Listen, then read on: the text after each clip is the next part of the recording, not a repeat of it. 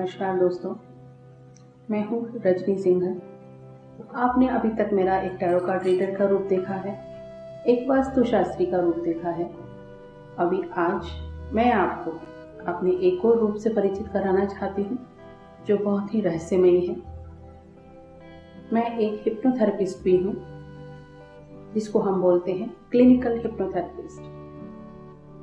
सम्मोहन को लेकर, हिप्नोथेरेपी को लेकर हर एक इंसान के मन में हमेशा एक क्यूरियोसिटी बनी रहती है कि ये क्या है, कैसे होता है। अगर हम हिप्नोथेरेपी की बात करें तो हिप्नोथेरेपी दो तरह की होती है, ईस्टर्न हिप्नोथेरेपी और वेस्टर्न हिप्नोथेरेपी।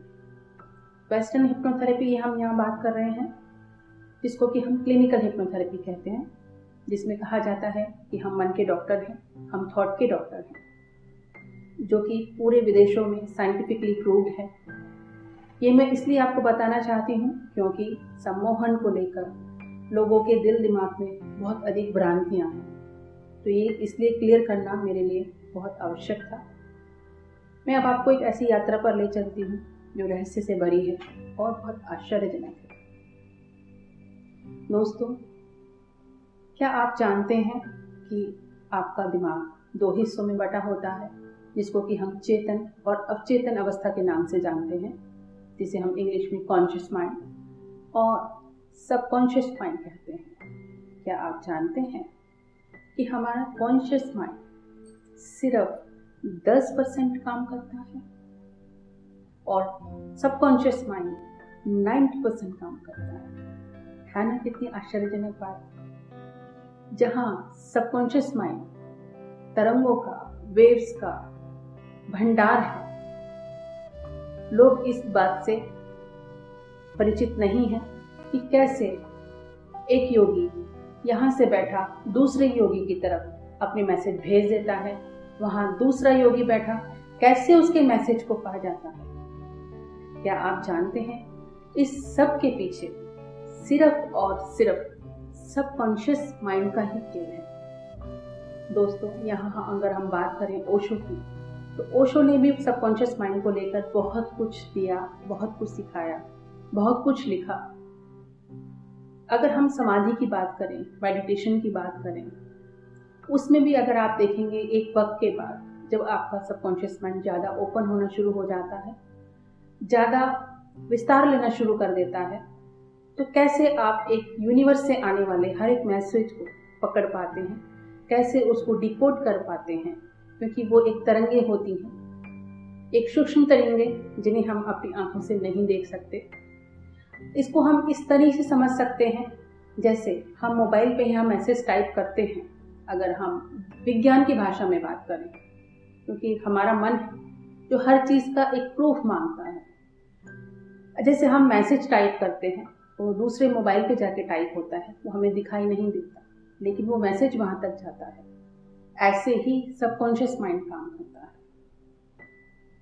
दोस्तों, सबकॉन्शियस माइंड की यहाँ हम बात करें, उसको हम एक दूसरी तरीके से भी समझ सकते हैं, और जो साइंटिफिकली भी प्रूव हो चुका है कि कोई भी इंसान जब दूसरे इंसान को मेंटली मैसेज भेजता है, तो किसी भी दूसरे व्यक्ति का माइंड उन मैसेज को, उन तरंगों को पकड़ता है, एक शेप के रूप में, कलर के रूप में, डिजाइन के रूप में।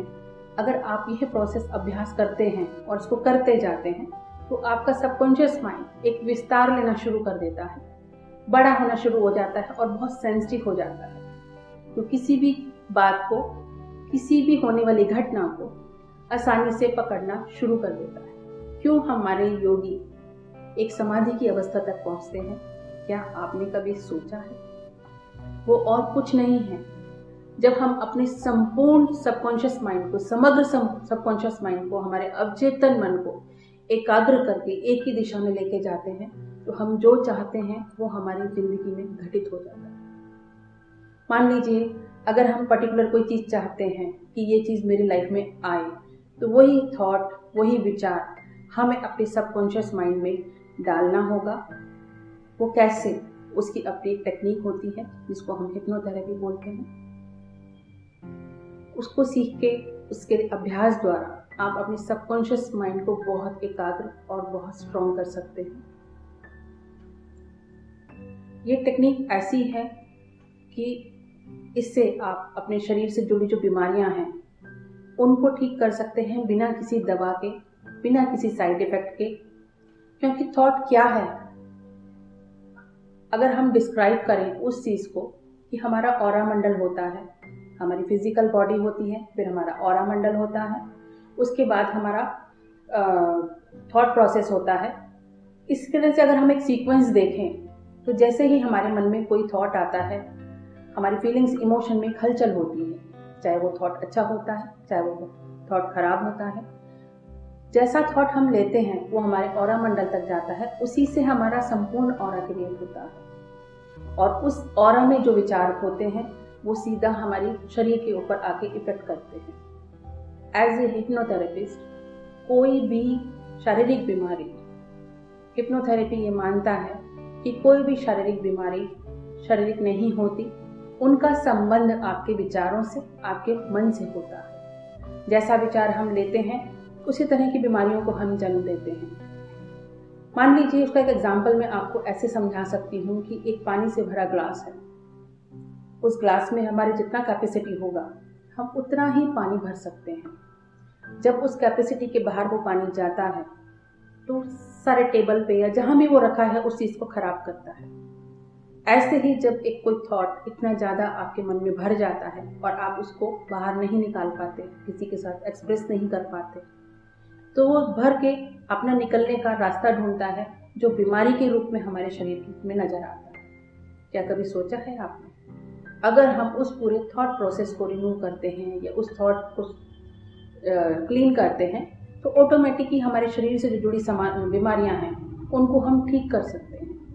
विदेशों में लोग इन सब चीज़ों के लिए रेगुलर हिप्नोथेरेपिस्ट के पास जाते हैं, लेकिन हिंदुस्तान में अभी इतना अवेयरनेस नहीं है, लोगों को ये विश्वास नहीं होता कि क्या ऐसा संभव है, क्या ऐसा हो सकता है। हाँ दोस्तों, ऐसा संभव है और अवश्य हो सकता है। जरूरत है आपकी अवेयरनेस की, ये जानने की, इस क्यूरियोसिटी को शांत करने की कि असल में क्लिनिकल हिप्नोथेरेपी क्या है, कैसे काम करती है। आप इसको जानिए, समझिए, अपनी जिंदगी में उतारिए, फिर आप कैसे देखिए आप कैसे खुद ही अपने डॉक्टर बन जाते हैं, कैसे ही अपनी बीमारियों का इलाज कर पाते हैं, कैसे अपने मन में दबे छुपे डर को क्योर कर पाते हैं। कि खुद सब कुछ आपके हाथ में होगा। जरूरत है इसको सीखने की, जरूरत है इसके अभ्यास करने की, और आप इससे बहुत कुछ अचीव कर सकते हैं।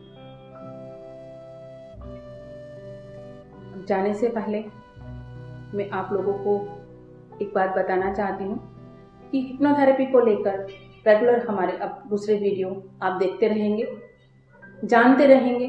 हर एक में एक नया विषय होगा, एक अछूता विषय जो आज तक ना आपको देखने को मिला है, ना जानने को मिला है, ना सुनने को मिला है, जिसे जानकर आप अपना एक ज्ञान बढ़ा सकते हैं। उससे अपना ही नहीं, अपने दोस्तों का, अपने मित्रों का, अपने परिवार का, सबका भला कर सकते हैं।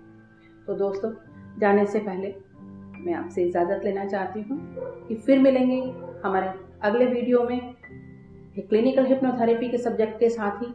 तब तक के लिए मुझे इजाज़त दीजिए। नमस्कार। जय गुरु महाराज की, जय हनुमान बाबा।